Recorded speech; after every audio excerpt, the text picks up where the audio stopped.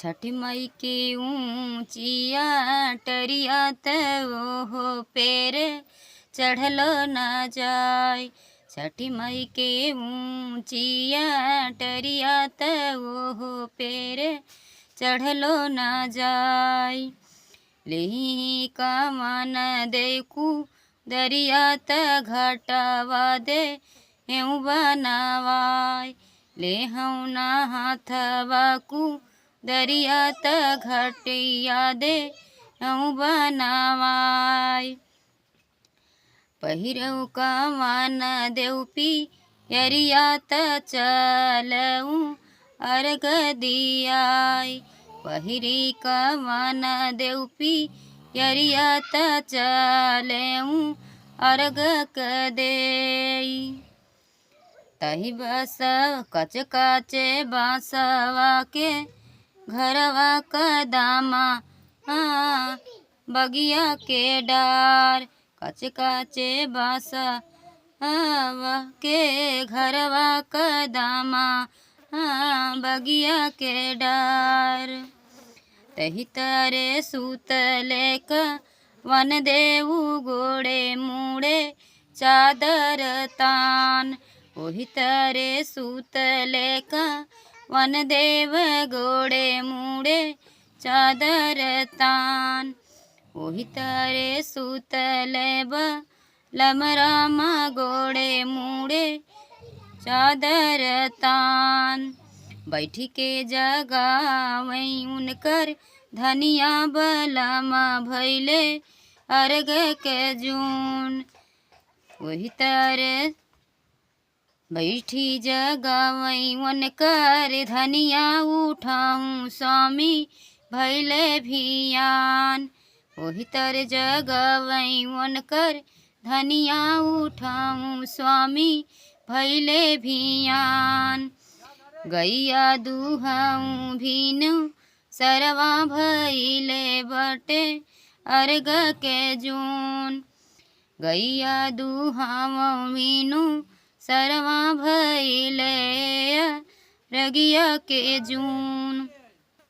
3 दिन के भूखल तोहरी धनिया बड़ी जल वही में ठाड़।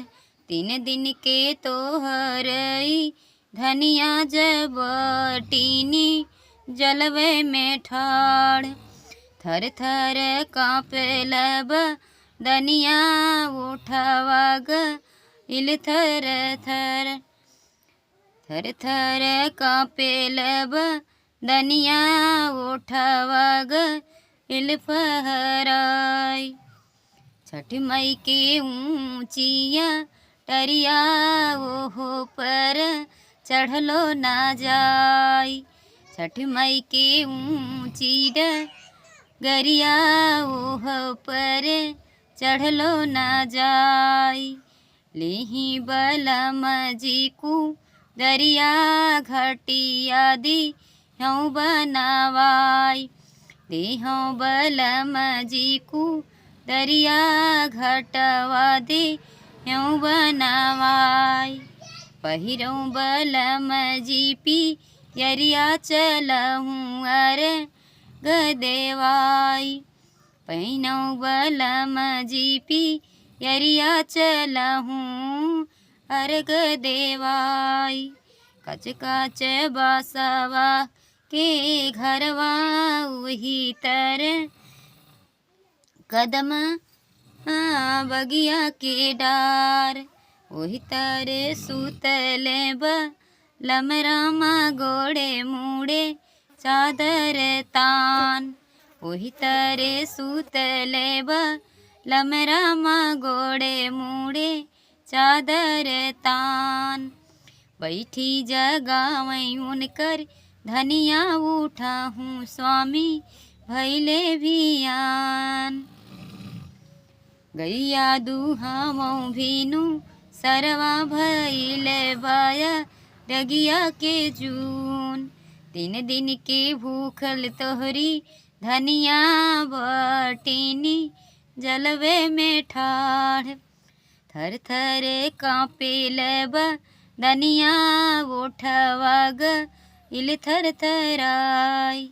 तो बहुत ही प्यारा छठ माँ का गीत अवधि आप लोग जरूर सुनिए। जो अवध में हमारी माता बहनें सभी लोग भूखती हैं तो थोड़ा उन्हें पूर्वीय गाने में दिक्कत होता है, तो आप लोग हमारे चैनल को सब्सक्राइब करें और गीत को सुने। बहुत ही प्यारा गीत आप सबके बीच जाएगा। और कैसा लगा हमारा छठ गीत आप लोग ज़रूर बताइएगा।